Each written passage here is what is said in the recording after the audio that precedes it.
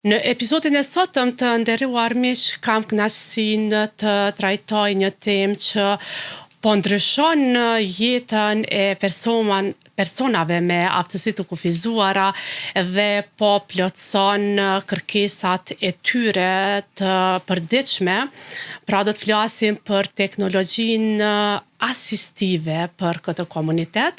e ku kam kënaqësinë që në studio sot të kem zotri Afrim Bunjakun, ekspert i njohur për teknologji asistive për persona me aftësi të kufizuara, gjithashtu autorin e librit të parë në rajon që është me të njëjtin titull Teknologjia asistive për persona me aftësi të kufizuara, që tashmë vetëm është publikuar dhe përmes këtij libri tentohet të ndryshohet, siç e thash, jeta e këtij komuniteti, por gjithsesi ndoshta edhe të ndërgjegjësohet shoqëria në përgjithësi për krijimin e kushteve të barabarta në çdo fushë të jetës. Zotri Bunjaku, faleminderit shumë për kohën që keni ndarë t'jeni në studion e Radio Kosovës dhe t'i ndani përvojat e juaja me dëgjuesit e emisionit për një botë më të mirë. Faleminderit për ftesën lume, faleminderit që gjithmonë jeni gatshëm të na ftoni dhe të na jepni hapësirë dhe përshëndetje për gjithë dëgjuesit tuaj. Faleminderit shumë. Fillimisht, mund të na njoftoni pak me librin Teknologjia asistive për persona me aftësi të kufizuara, që në vitin 2025 vetëm e pa u dritën, edhe siç thash është një libër i veçantë edhe i vetmi në rajonin ton i këtij lloji. Po, me shumë kënaqësi. Është një libër që ka rrjedhë nga nevoja për edukim dhe dëshira për edukim të përdoruesve të teknologjisë asistive dhe njëkohësisht për edukimin e institucioneve tona, të cilët me që kjo është një teknologji ende e panjohur në një shkallë të lartë në rajonin tonë. Për gjatë aktiviteteve tona dhe bisedave që kemi pas,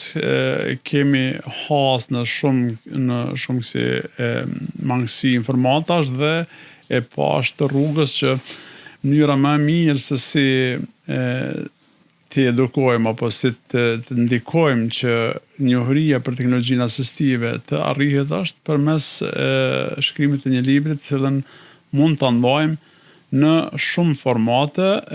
duke fillu nga ajo me audio, që të jetë shumë e lehtë për personat që kanë lehtësim të ndëgjojnë librin, në shkrim, në braille dhe në video libër, që të jetë për personat e komunitetit që nuk ndëgjojnë të shohin në Kosovë. Në një mënyrë që këta përdorues ta njohin teknologjinë asistive, të njohin gjitha këto që ekzistojnë sot në tregun botror, e që fatmirësisht janë aktuale edhe në Kosovë, por në një mënyrë ose tjetër mangësia e informatës dhe infrastruktura ende që nuk është në vend, nuk janë në duart e përdoruesve dhe përmes këtij libri duam që ata të edukojmë dhe thjesht të njoftojmë se çfarë duhet dinë të kërkojnë nga institucionet, e njëkohësisht edhe institucionet tona të edukojmë se çfarë lloj teknologjie ekziston dhe në këtë mënyrë që edhe aty t'ja vlerësojmë më shumë deri tek vendimi se si t'ju ndihmojnë komuniteteve, se nganjëherë kanë dëshirë, por nuk e dinë me që kjo është bukur specifike si teknologji dhe si fushë. Juve jetoni në Suedi dhe është ditur që në shtetet skandinave personat me aftësi të kufizuara goxha mirë i kanë të rregulluara kushtet edhe infrastrukturën. A mund të na tregoni pak a shumë se si funksionon një person me aftësi të kufizuar në Suedi? Po, shtetet skandinave në përgjithësi kanë, me të vërtetë kanë pa vlerën tek gjithë këto komunitete që janë pjesë e shoqërisë, se çfarë ata mund të kontribuojnë në krahasim me disa shtete tjera që e shohin mangësinë tek këta persona se çfarë ju mungon dhe pse s'mujnë me qenë pjesë e shoqërisë. Dhe për këtë arsye, atë çfarë ata e kanë bë është që pjesa e cila i mungon, në një mënyrë duke përdorur teknologjinë, t'ja lehtësojmë, t'ja kompenzojmë, edhe pse jo ndoshta në mënyrën 100%, po në një masë të kënaqshme që ata të mundin të operojnë dhe të veprojnë, dhe përmes kësaj ajo kanë mundësuar që të jenë pjesë e gjithë përfshirjes, e gjithë shoqërisë, dhe këtë mënyrë e kanë praktikuar bukur shumë mirë edhe Suedia, edhe Norvegjia, të cilët në fusha të ndryshme, nëse flasim për të shurdhët, janë më të njohënit duke përdorur një teknologji që është fatmirësisht teknologjia jonja dhe që komunikojnë të shurdhët në mënyrë të pandërprerë, pa pengesa, si në rastin në punë, në shkollë, po edhe në rastet emergjente ku ata mund të thrasin dhe të paralajmërojnë. Dhe gjithashtu kemi edhe nga komiteti i të verbeve, ku një nga ta ka qenë edhe në studion tuaj këtu si Muzafer, miku im Fatmir Sheremeti, i cili edhe pse është i verbër, e ka në pronësi një kompani të vetën, punon i pavarur nga të tjerët dhe udhëton gjithandej, dhe është i pandalshëm, ka shkruar libra dhe është aktiv në gjitha aspektet të mundshme. Pse? Vetëm se shteti ja ka mundësuar që të ketë qasje në teknologjinë asistive të nevojshme që ati i nevojitet, dhe me këtë ndihmë të vetme, ato e ka pavarësuar në atë nivel që ai mund të operoj lirshëm pa asnjë problem dhe të kryej përveç punëve veta private, gjithashtu edhe ato përgjegjësitë shoqërore që i ka, që të jetë pjesë e komunitetit, e biznesit, e punës, e shkollimit e kështu me radhë. Do ta përshëndesim zotrin Sheremetin që vërtet ka qenë këtu në studion tonë dhe është një shembull edhe për të tjerët, por i nderuar zoti Bunjaku, a mund na shpjegoni pak a shumë për këtë aplikacionin për personat e shurdhër, sepse e di që vite më parë vetëm ka filluar të bëhet diçka në këtë drejtim, deri ku kanë arritur punët edhe ka gjas që ndoshta së shpejti ta gëzojnë këtë të drejtë edhe komuniteti i të shurdhërve këtu në vendin tonë. Po, faleminderit për pyetjen. Gjithsesi është punuar në këtë drejtim që nga viti 2015, ku tani po bën 10 vite. Nëse shohim nga kjo prizmë, nuk është diçka që burrëm se kemi arrit shumë, përveç që e kemi bë pilot projektin së bashku me shoqatën e të shurdhëve në vitin 2015 dhe kemi treguar se sa është e aftë teknologjia jonë që të ndihmojë dhe të ndikojë pozitivisht tek personat e shurdhër. Nuk ka mujt më arrit diçka më shumë, me që ka pas mangësi të mëdha. Nga zyra për qeverisje të mirë, unë do doja t'i falenderoja për punën që kam bën këtë drejtim, se nuk ka pas as ligj për komunitetin e shurdhëve në Kosovë, dhe këta e kanë startuar, kanë filluar, duke filluar nga viti 2022, që është shpall viti i personave me aftësi të kufizuar, dhe zoti Habet Aredini ka punuar këtë drejtim, edhe pse ndoshta ishte qenë dëshirueshme një shpejtësi më e madhe pak, po megjithatë nuk është lënë në anash, në bashkëpunim me shoqatën, me sa kam informata, dhe në këtë drejtim është punuar që të paktën të bëhet ligj një herë që të njohën dhe që t'ju hapën dyrë dhe mundësitë e këtij komuniteti kaq të gjerë që të njihet dhe të ketë qasje në pajisjet dhe në infrastrukturën që do ja bëj jetën shumë të lehtë atyme, në jetën e përditshme, në shkolla, në punë e kështu me radhë. Dhe teknologjia jonë, cilën e kemi përdorur dhe përdorim sot, dhe cila është aktive edhe në botën skandinave dhe jo vetëm, është një teknologji që me të vërtet këta personat që jetojnë në një ishuj të izoluar për momentin, me që barriera e komunikimit të gjuhës i penalizon dhe i pengon, të jenë pjesë gjithëpërfshirëse, kjo teknologji do ju ndihmoj atyme në jetën e përditshme, do ju ndihmoj në edukimin gjithanshëm dhe do ju ndihmoj atyme që të kenë qasje në të për komunikim me bashkëpunëtorët e vet, me shefin dhe me stafin tjetër, ku ne me që jemi në kontakt gjithmonë me këta njerëz, e përjetojnë një vështirësi në komunikim me ta dhe një agresivitet nga ana e këtymve personave të shohur, me që ata nuk mund ta shprehin ato çfarë thojnë dhe kjo i bën që mos mund dëgju ata dhe dëshirën që kanë për të thënë apo nevojën që kanë për të thënë nuk mund ta shprehin. Kurse teknologjia jonë që është Deaf Communication Services për komunikimin të shohurve, kjo e bën të mundur dhe ata i bën pjesë e shoqërisë pa ndonjë problem. Me që këta mund të bëjnë, mund të punojnë, mund të lëvizin, mund të shohin, i kanë shumë gjëra tjera, vetëm gjë që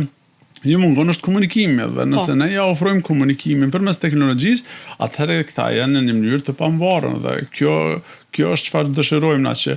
është e pamundër që fizikisht ta kesh një interpret gjatë gjithë orë 24 orë. Është e pamundër që çdo person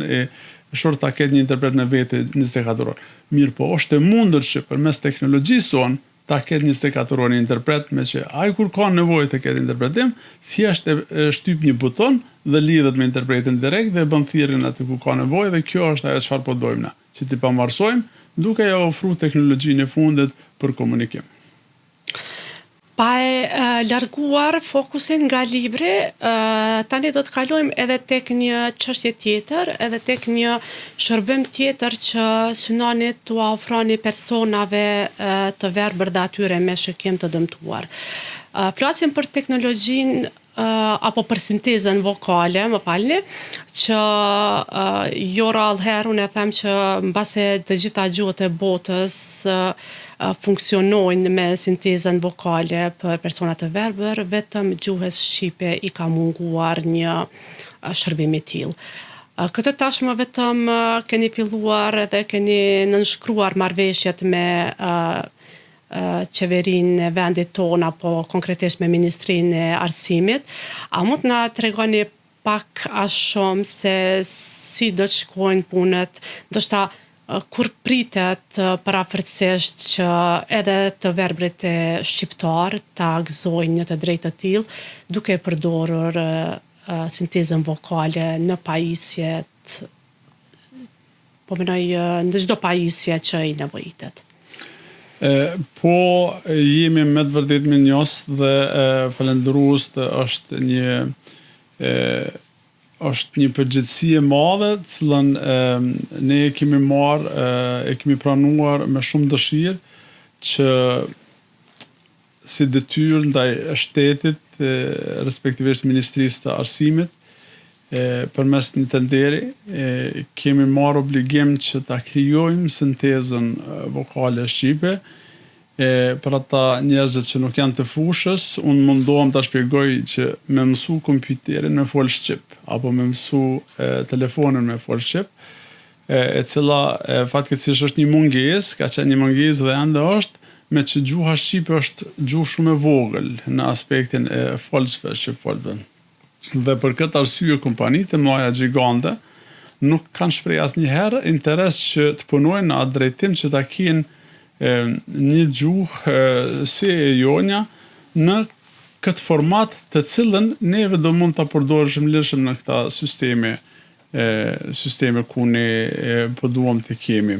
Ekzistojnë disa tentime apo disa versione ku janë vetëm në cloud apo ku përdoren vetëm duke i përdorur shërbimet e një operatori së tjetri. Mirë po jo në aspektin se siç kërkohet që t'i ndihmojmë personave të verbër dhe jo vetëm, me që nga kjo do të përfitojnë edhe personat autik, do të përfitojnë edhe nga Down syndrome dhe shumë tjera, po edhe infrastruktura tjetër që do jetë në Kosovë, do jetë shumë më e qasshme, shumë më e lehtë përmes sintezës vokale që do jetë në shërbim të gjithë popullave. Dhe ky projekt që ne kemi marrë sa po është nënshkruar, siç e cekti dhe ju në këtë vit, në këtë muaj dhe tani po presim me bë hapat fillestar që do jetë një projekt bukur i madh ku përveç se do është krijimi i sintezës si makineri shumë e avancuar që do të përdoret me teknologjinë më të përsosur, do jetë edhe integrimi i sistemeve të nevojshme siç është JAWS, që është Job Accessing with Speech, i cili është një screen reader, një lexues i ekranit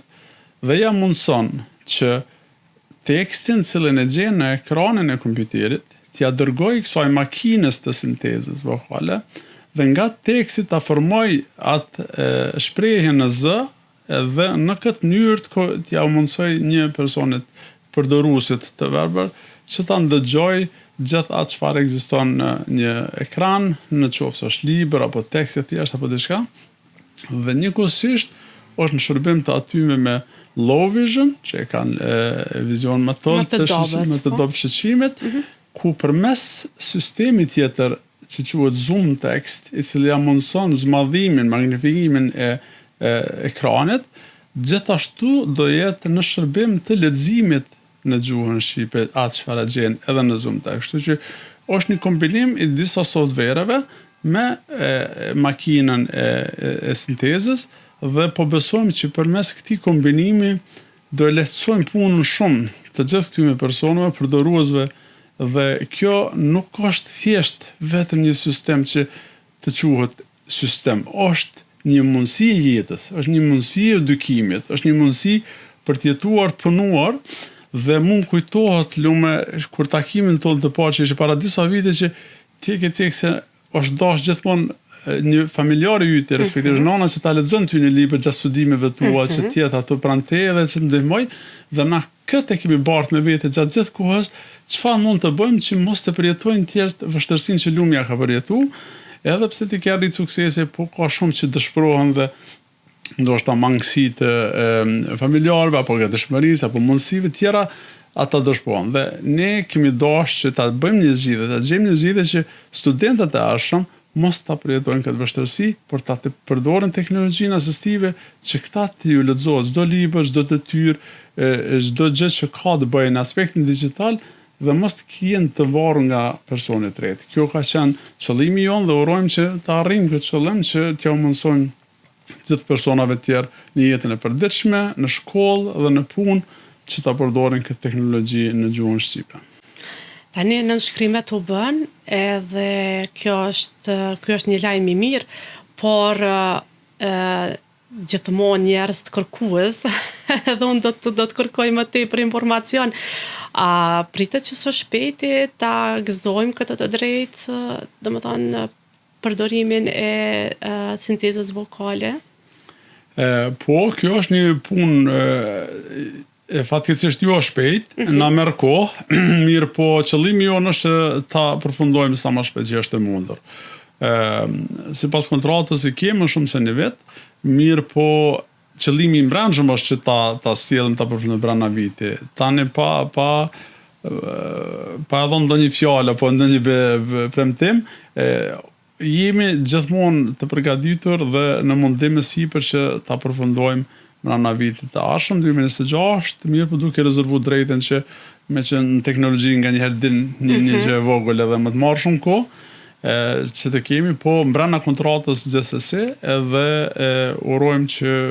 të arrijmë qëllimin që 26 në takimit gatshëm këtë version ose të paktën beta versionin. Që ky sistem do jetë një sistem i gjallë. Kur themi gjallë, është në atë aspektin që nuk është që njëherë krijohet dhe ato ngelet. Do jetë një sistem që do të mësoj nga vetvetja, gabimet e veta të përmirësojnë në të ardhmen. Dhe kjo e bën si sistem gjallë që ky bashkë me ne do të edukohet, do të aftësohet në të ardhmen që ta flet gjuhën shqipe aq mirë sa që edhe na do dëshirojmë ta dimë.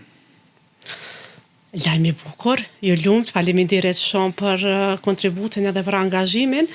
por t'i kthehemi edhe një herë libret. Cilat janë disa nga teknologjitë e fundit, trendet e fundit që janë të inkorporuar, domethënë që i keni dhënë si informacion brenda librit? Me që libri i prek shumë fusha, dhe kur them shumë fusha bëhet për shoqëritë, komunitetet e personave me aftësi të kufizuara në disa kategori. Jemi mundu që gjithmonë që teknologjitë bazike, ato që janë të domosdoshme, të jenë gjithsesi të pranishme, por duke ofruar edhe teknologji të reja, të cilat janë sapo të dalin edhe cilat priten të dalin. Pa dasht me stërngarku edhe me dhënë shpresa ndoshta edhe jo të provuara, jemi fokusuar te ato se çfarë do ishte më lehtë dhe më mirë që tani për tani një përdorues shqiptar të ketë njohuri për të dhe që ta di se çfarë ta kërkoj. Dhe në gjitha këto kemi prek ka teknologji ku është e veçantë vetëm për një grup, një komunitet. Si komuniteti të shorve, apo të verbe, apo Down syndrome autike, kështu me radhë. Mirë, po janë edhe disa që na prekin gjithëve. Dhe një prej këtyre teknologjive që na prek gjithëve është ato pajisjet asistive të shëndetësisë. Dhe me që pa marrë parasysh se je person me aftësi të kufizuara ose jo, shëndetësia është aktuale për të gjithë ne. Dhe kjo është ajo që është një teknologji që ju përket të gjitha komuniteteve dhe që është punuar në këtë drejtim për ta përsosur këtë teknologji gjithashtu në gjuhën shqipe. Bëhet fjalë për pakon medicinale që ne e quajmë medical toolkit, ku është një pako që përmban 4 pajisje në të, është termometri, tensiometri, glukometri dhe oksimetri, që ta mundsojnë ta kesh një screening apo një kontroll të trupit gjendjes tonë shëndetësore, ku qëndron me shtypjen e gjakut, ku qëndron me oksigjenin, me sheqerin apo glukometrin, glukozën që e them, dhe si është temperatura. Dhe gjitha këto pajisje janë të programuara, të zhvilluara në mënyrën gjithëpërfshijese, inclusion. Fatkeqësisht ne jemi shumë të përjetu illusion, që është iluzion, sesa inclusion, inkluzion, gjithëpërfshirje. Shumë sene po i bojmë veç hajt për tika, dhe kjo ka qenë një gjë që më kam penguar shumë herë. Dhe këtë jemi mundu që ta largojmë. Me këtë e kemi bërë që, çfarë të bëjmë që jo ta kemi vetëm një pajisje, një oksimeter, ta mbasim oksigjenin, apo një tensiometer për personat që shohen, apo që mund vizualisht të komunikojnë me pajisjen.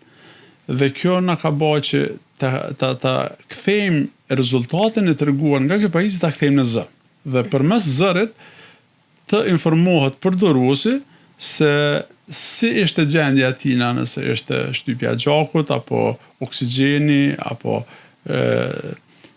pjesa tjetër që është përmes termometrit, dhe në këtë informacion ai mos tjetë varur nga personi tjetër që të vjen edhe t'ja lexojë, t'ja tregojë që e pas ke shtypjen këtë mënyrë ose tjetrën. Por e din vetë. Por e din vetë, ndëgjon vetë rezultatin. Dhe që jemi mundu me bërë, sikur tek tensiometri, që përveç se e tregon se sa është rezultati juaj, njëkohësisht ta ofron si këshill, thot sipas rregulla standarde të OBSH-s, niveli yt apo shtypja yt është normale, është e lartë ose është e ulët, dhe në këtë mënyrë të jap edhe këshilla për ata që nuk e dinë se çfarë do thotë ky numër 130 me 80. A si është gjendja, është mirë ajo? Dhe të këshillon në këtë drejtim. Dhe nuk kemi dashur që ndalim këtu atë çfarë kemi bërë që këto pajisje tani,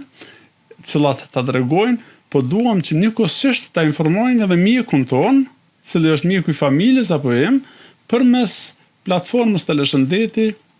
që ti dërgoj gjitha këto rezultate në mënyrë automatike në cloud, dhe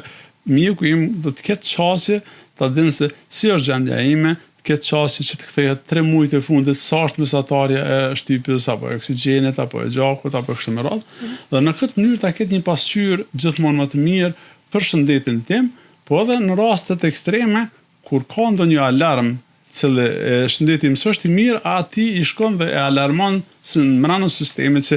X përdoruesi apo pacienti nuk e ka gjendjen e mirë në këtë nivel ose në atë nivel. Kështu që jemi mundu me bë teknologjinë me i shërby edhe aty me personave të cilët një gjë kanë të përbashkët, gjithë aftësia kufizuar është lëvizja dhe komunikimi me shumë raste. Dhe ne kemi dashur që pa pas nevojë me lëviz dhe pa pas nevojë me komuniku me mjekun, me dërgu donat që janë nevojshme për në aspektin shtetësor të mjeku, që edhe mjeku me mujtë më na përcjell gjendjen tonë në aspektin virtual. Kjo ka qenë misioni i kësaj pakos dhe kjo është ajo që unë e kam cek edhe në këtë libër që ka qenë e rëndësishme dhe që ka qenë e re dhe që mos tem kështu fatmirësisht, ndoshta fatkeqësisht që është për herë të parë që po përdoren në Kosovë, po fatmirësisht që kosovarët e kanë pas mundësinë ta përdoren të parë, më pas po vjen për përcjell edhe Maqedonia, tash ka bërë lëvizjen tjetër për në këtë drejtim, me që kanë parë rezultatin. Kosova ka bërë një pilot projekt në këtë fushë ku Ministria e Shëndetësisë ka bërë ka ofruar, duket i ka shpërndar disa pajisje. Po, i ka shpërndar bashkëpunim me shoqatën e të verbëve dhe që interesimi ka qenë shumë i madh dhe e kanë pasë dobinë e kësaj pakos aq të madhe dhe urojmë që lëvizjet për vitin e ardhshëm të jenë shumë më të mëdha që kjo pakos të ofrohet të shumë njerëz dhe jo vetëm të verbet, po të gjithë tjerë, se ne kemi edhe të moshuar që janë aftësi kufizuar, por që kanë probleme me pasë sa është rezultati, me ditë ose një informata dhe përmes kësajna e cila lidhet edhe telemedicina, nëse më lejohet vazhdoj, është pjesë e kësajna platformës, pra. Po, vetë jemi në fund gati. Te teleshëndeti është vetëm kjo pjesa që thotë që mjekut ju mundsohet përveç se informata i shkojnë direkt mjekut atje, përmes platformës teleshëndeti mjeku e kontakton përmes aplikacionit direkt pacientin dhe mund me fol live në mënyrë virtuale dhe kontrollat i bën virtuale dhe sipas udhëzimeve të mjekut të vendosë këtë pajisje, vendosë atë, në këtë mënyrë mund ta bëjë një kontroll virtuale sikur që personi ishte pranë mjekut. Të gjithë interesuarit ku mund ta gjejnë librin? Libri do jetë i ngjashëm në disa mënyra. Për ata që duan ta kenë audio, na kemi një marrëveshje bashkëpunimi me shoqatën e të verbëve, do jetë në webfaqen e shoqatës të verbëve të Kosovës.